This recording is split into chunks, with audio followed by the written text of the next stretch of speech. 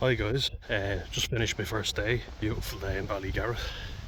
Absolutely amazing. Yeah, it went pretty well. Great group of people, really good. To say I was apprehensive before it is an understatement. I was wondering, like would I be able to do it, and given the way the last few weeks have been, actually I think it's the best thing for me because you're not in your own fucking head. Oh, look, I love this. The sheep. Hello. Talking to the animal. Nice sheep as well. Don't want to spook them though. Leave them off. But yeah, I'm really happy about it.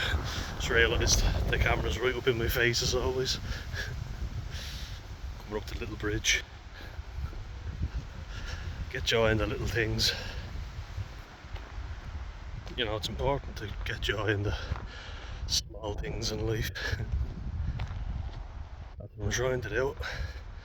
And it serves me well. Just another field that I'm going to take joy in. Check them out, a bit far away,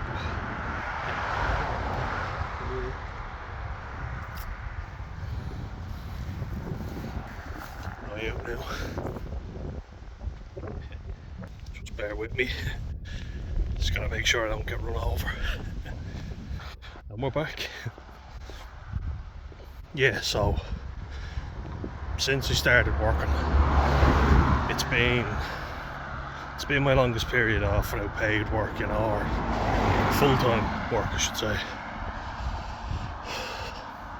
At least while something else was going on in the background, like university, So it's good to get back to it.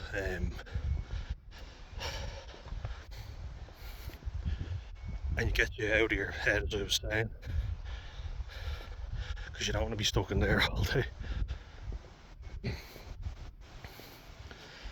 No wonder people who were sitting at home all day feel miserable. I would too. And that's the thing, I have been getting out and I've been doing stuff.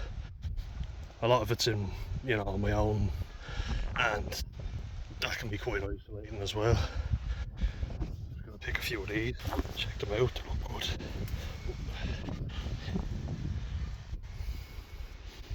good. They're alright.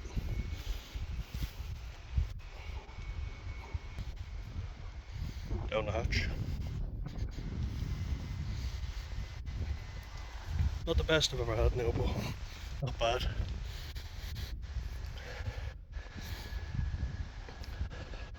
Still lovely. It's just a few dangerous bends on this walk, but look at that. Ooh. The sun's beaming down. But yeah, all in all, a good start. I'm really happy with it. They're a good group, mostly women. I think it's literally me and one other lad, and there's about 6 or 7 women, roughly. I'm gonna pick a few more. There we go. Lovely. Nicer one. These ones look good now. Look at that. Pop them in. Bend coming up.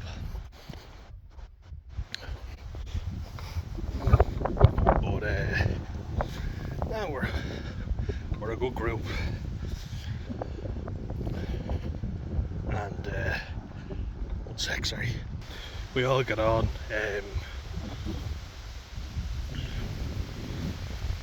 Kind of just makes me think why there aren't more male youth support workers. I know there are quite a few in the world. But it does feel like there probably needs to be a bit more male representation in those areas, and everybody's saying that to me. The sky has changed in an instant. It was lovely and now. But yeah, you connect with people more if you see someone who's like you, and we're talking about setting up focus groups, and I think that's a really good thing. I'd like to have a look at I was looking at setting up groups to prevent young teenagers getting involved in gambling and drugs. It's two very big addictions in Ireland, and I think it all starts from teenage years. There's a lot of young people who are getting involved in it. When you get started young, you're still looking for the same hit when you're older. You know, I think that's actually something that I can use all my negative experiences to help the younger people out with.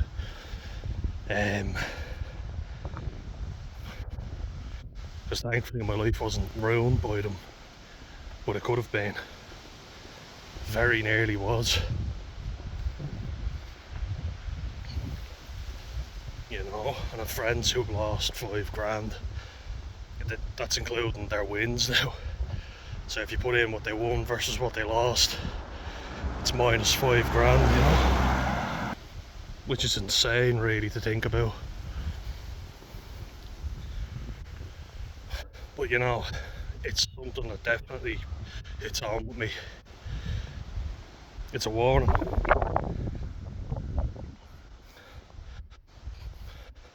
And I don't like to think, oh, you know, I might be bad, but at least I'm not that guy, you know. Like when I watched Paul Merson before, and he said he lost £7 million gambling away. It feels unfair to guys who are able to be as vulnerable, you know, and to admit when they fucked up.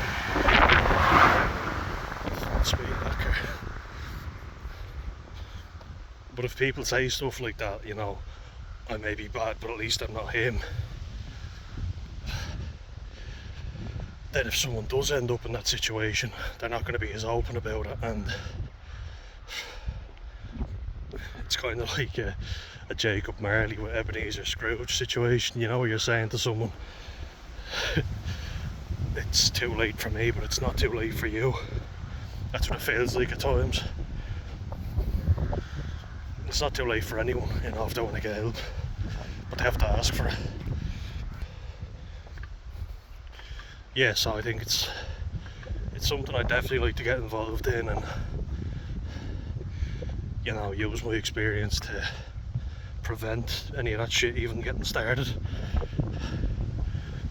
You can say to yourself, I'm not the worst, you know, there's people way worse than me, but don't do that, you know, don't compare. Just think that there's other people struggling, and so am I, so I'm not alone. Because I think when we start thinking of who's worse and who's the best and whatever, people start even thinking, you know, there's no redemption for what I've done.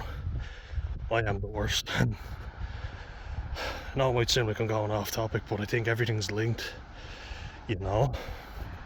It's all linked. And there's a massive fucking problem in Ireland, you know. I was even talking to the girls in there. I said, like, I can only speak on behalf of myself and the young men that I've been in school with, and they were saying you'd be surprised. So obviously it's not just young men. I didn't think it would be, but I thought, you know, like football, rugby, and if you're putting bets on that, that's the kind of thing that men usually do. Gambling is more of a male problem, you know. But in saying that, when something is more oriented towards one gender, you know, it tends to get overlooked. Like for instance, if you look at eating disorders, most of them are female, because we think, oh yeah, the urge to be skinny. Then we completely ignore the rise in men with eating disorders. So it's something that you should never be too judgmental on, but we all are, and I think we always will be to a degree. But I'm definitely probably at risk of underestimating how many female gamblers there are. It's probably a lot more than I even think. I don't know, because I'm not female, in case you couldn't tell. And I went to an all boys school, which is where it started for me.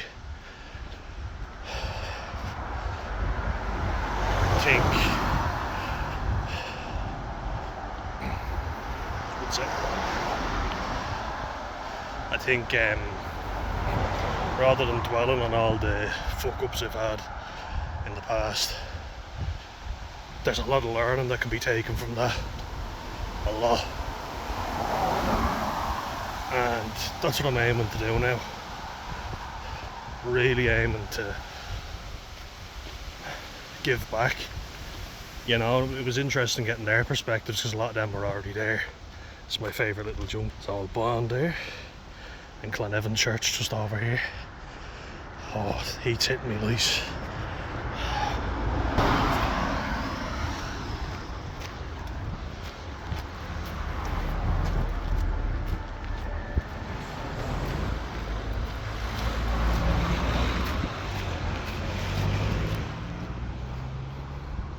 There we go.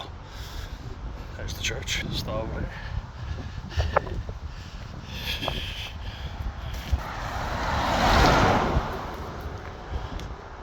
But yeah, it was going in. I'll be working with someone all the time, so I'll never be on my own, which is good, you know. I'm always putting that in my CVs and my cover letters, you know, I work well on my own or as part of a team.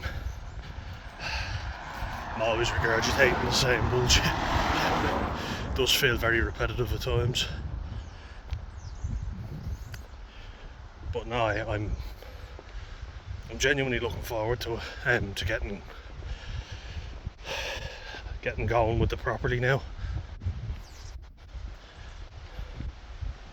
And because I went in and I did it, you know, I'm out of my own head. I'm not thinking of my own shit because I'm in a group, I'm interacting with people. Ah, there's a lovely donkey over there. I love donkeys. Ah, he's looking a bit skinny, the poor fella. Ah. Hello. Ah. Lovely fella. Now, am I you? So I don't get run over.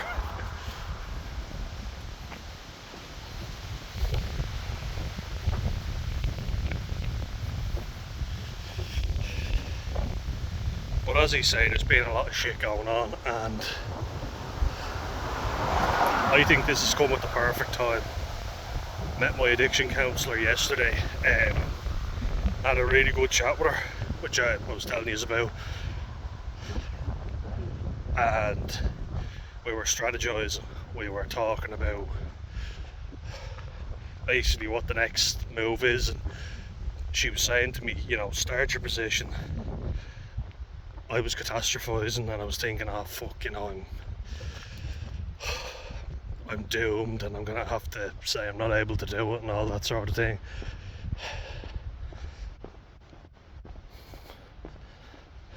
But she told me, start it until you get on, and I think she was right, because it's after getting me out of my own head. A counsellor once told me that if you do fall apart and end up hospitalised or something, it's very hard to come back from it, and I think that's either really good or really bad advice depending on who you're dealing with.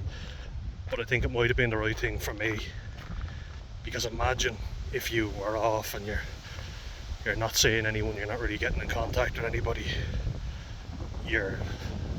basically your arse is getting wiped for you. I mean, I don't mean that to be derogatory, I know it probably sounds that way, but you're not looking after yourself.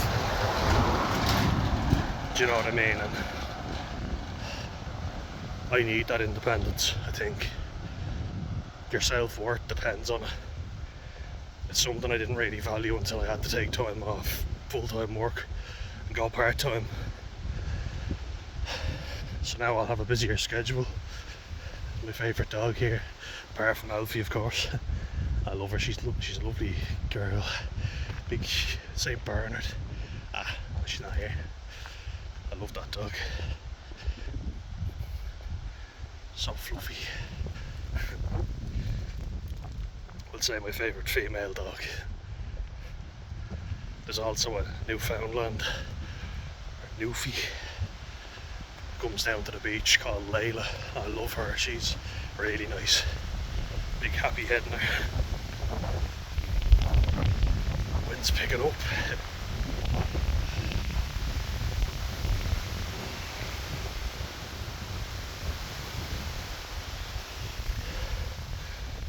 But everyone says when they take time off work, they feel great at the start, but then it starts to grind on them, you know. It starts to become very difficult. And I know the feeling. Because you're sitting around, you're not contributing anything. You don't have to be anywhere. And that's a dangerous place to be, you know. Especially if you're prone to addiction and mental illness. Before that, this is but it's home, it's not back here. Oh, I love all this greenery. That field is lovely.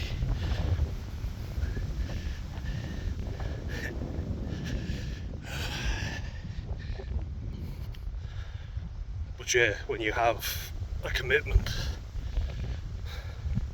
that gives you somewhere where you have to be and something you have to do. And that's the thing, when we have no responsibility on us, it feels nice, but it's also a dangerous game because you get lazy, you don't look after yourself. You look at the amount of people during COVID that look dishevelled, real scruffy beards. I'm one of them. I'm gonna grow the beard back though. I've already started trimming to get it ready to go for the winter. I get a good bit of growing time now.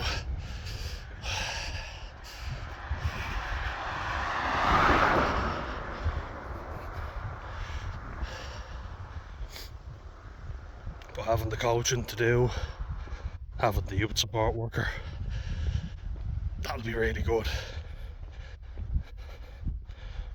And I am looking forward to it. Just want to keep that going. And that's for a year anyway. If I find nothing else in the meantime, I can stick at that, which I plan on doing.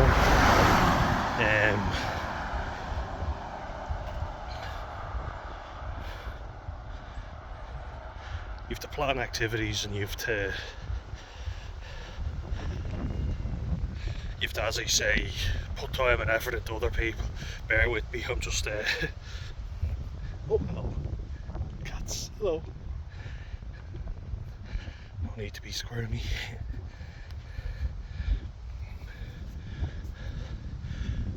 Planned events, also dealing with people that are at a vulnerable age, so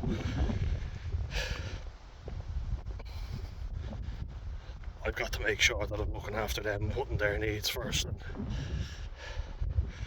put my energy into something positive, which I need to do. I can still exercise, and that's the main thing. You know, I can still do everything I want to do, but then I have this as well.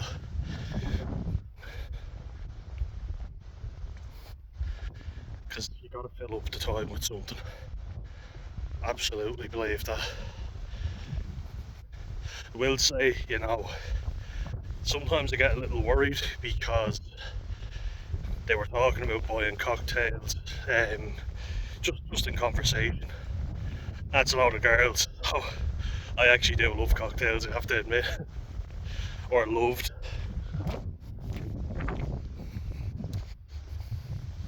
Past tense.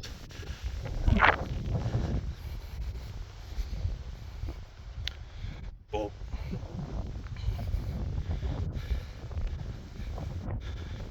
I am worried because if we get on and they invite me out and I say yes, will I be able to stick to the non-alcoholic? Probably. You know, probably, yeah. And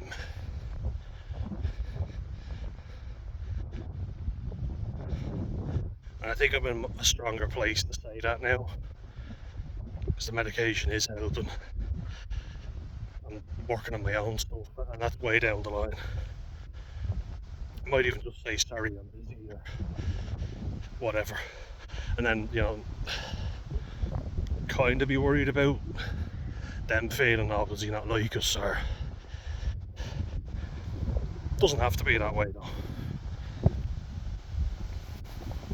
I've been looking at more people with autism who are saying these events are too much for them at times, and adult with autism being one of them. Because it is rushing into stuff, and there's a lot of conversation going on, and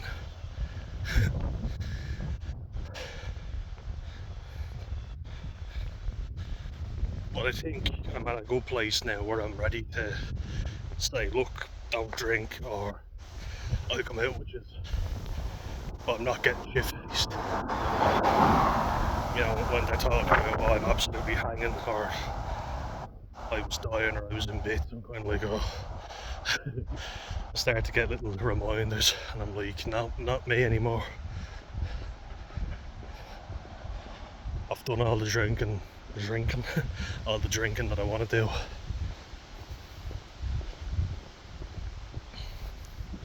It's very good to get in with a group that are so chatty, and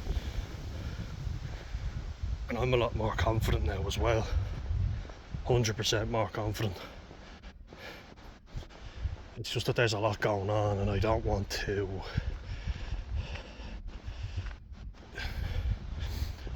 go into the doctor on the 10th of September and say, look, I have this form that I was given by my GP, and then he says, oh, well, here's more pills.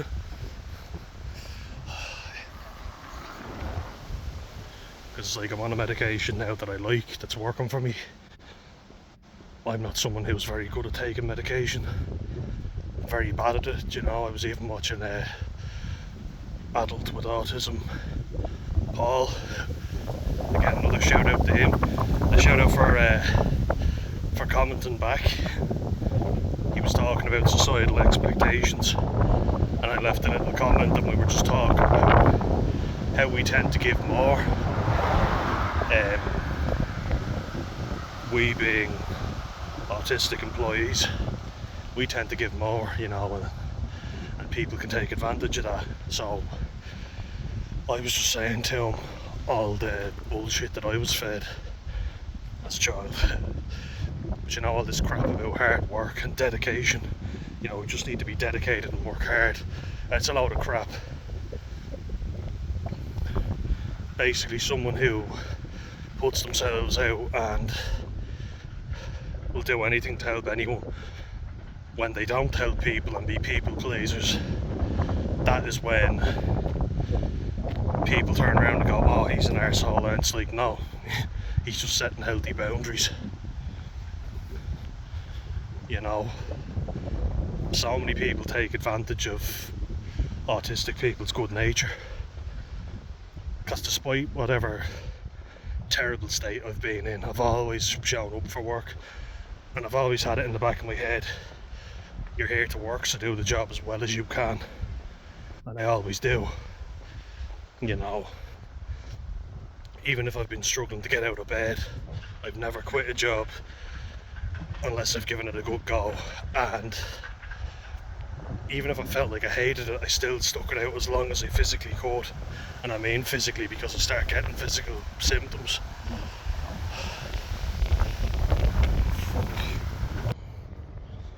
And everybody else is kind of on the same page, and they know how to manipulate, because they know that even if I don't tell people I'm autistic, they'll know that I'm quite literal in the way that they think, literal. So while they're good at, going, oh, hi, have a nice day and all this, I tend to be more genuine. I can't be fake, hi, have a nice day, and then, oh, that fucking prick. Believe me, I've tried and it's exhausting. I can't keep it up. But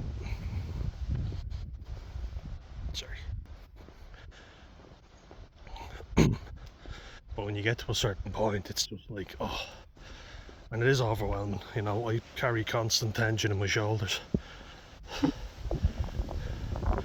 you know, all the time. It's definitely, it's helped a lot with the swimming, you know, exercising and swimming being probably the best one. Really good for getting rid of tension throughout your body, and I need it. I have to do it to stay well. 100%.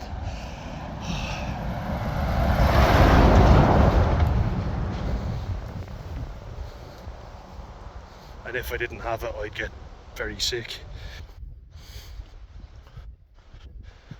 But that's the thing you also have to remember is, as a neurodivergent person, you're trying to conform to everybody else's way, and it's not easy. Believe me, I know.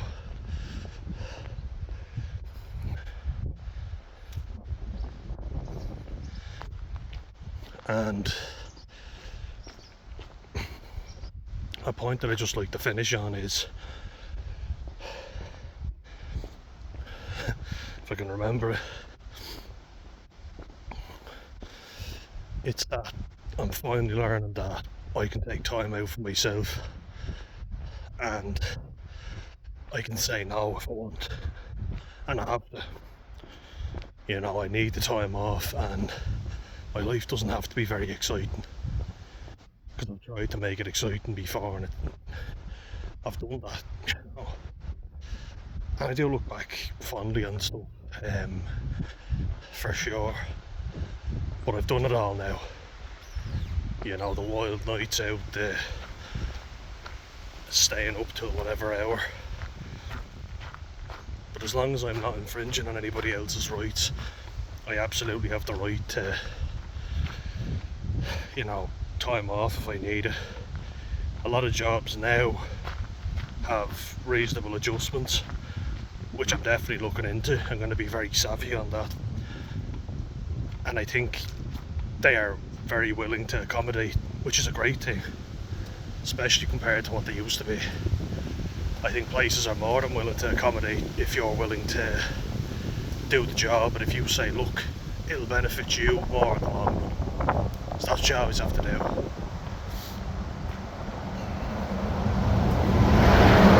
Basically, once you can do your job to the best of your ability, everyone's happy. And I've been told by countless people that the adjustments I'm asking for are very minuscule. Just, you know, meetings with a boss or a manager to see how things are going, just to check in and say, look, need a bit of help in this area, would that be okay? Because I'm kind of struggling at the moment. And they go, yep, no problem. And actually I think it'd be quite an asset to a company. I was looking at an EHS course, Environmental Health Safety, and I think that's something that'd be great, because rules are my bread and butter. Now, when I'm being myself, I'm not trying to impress a group, being a stupid young fella, we were all there once. But actually I can follow rules excellently, and I can enforce them. You don't have to be an arsehole, but you're saving people's lives essentially, and helping them do the job to the best of their ability without making any mistakes. So no, I'm a lot more hopeful, thank God. Feeling a lot more optimistic about it, you know.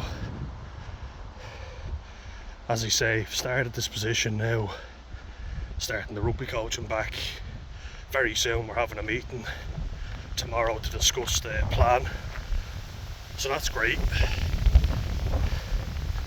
And I'm a hell of a lot more optimistic than I was. And I actually think this year has been a really good learning curve for me, because it's taught me what I can't do. But also, because I've got the degree in the bag, I've got loads of things in this bag.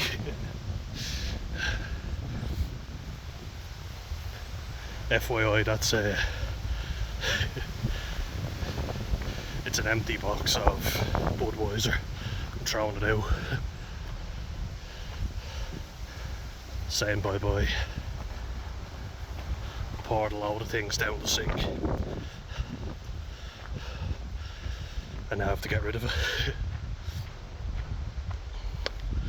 Fuck the money, you know, the money's not important. It's only a little bit anyway. If you want to see, it's empty. Yeah, it's got tape on it and everything, yeah, to keep it together. But yeah, I'm a lot more optimistic. I've got a lot going on in a good way, and yeah, things are looking up for sure. So that's the update anyway. The first day started very well. I get to meet it's kind of like teenage group, and then some people in their 20s. And that's the group I'll hopefully be working with. And I'm really looking forward to it. So that's the update, guys. I hope you are well. See you in the next one. Bye bye.